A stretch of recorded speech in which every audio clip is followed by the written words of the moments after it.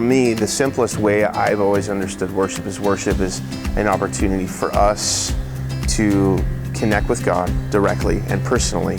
And it's a chance for us to personally declare who God is and what He does.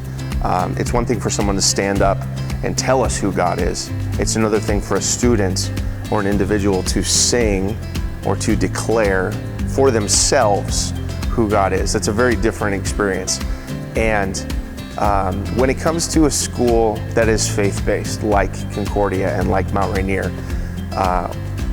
we expect a lot from our student body. We have faculty and we have staff that I believe are led by the Holy Spirit to minister to the student body and to minister to each other. But we also expect the students to be ministers in that process. We expect the students to minister to one another.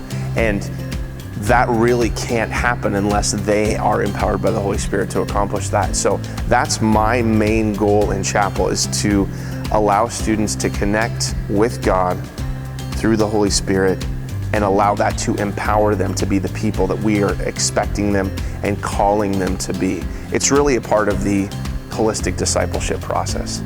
That's, if you boil down that whole answer to 2 words, I believe that worship is about making disciples. The most important aspect of building relationships is trust.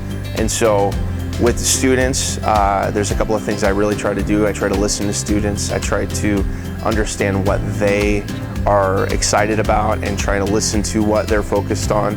And I try to understand those things. I try not to be a person that writes off things as fads or as a passing craze. I want to understand why they are excited about it, because I want to understand the motivations of their heart. And then that moment comes, and it always comes with every student, where there's a crisis or something crazy is happening in their lives, and I really try to be available to allow them to talk to me. And I ask questions.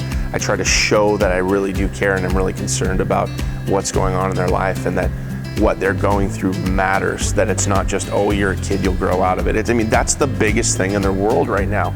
And so I'm gonna treat it like the biggest thing in their world. I'm gonna honor where they're at. And even if it may seem trivial to me, it's not trivial to them.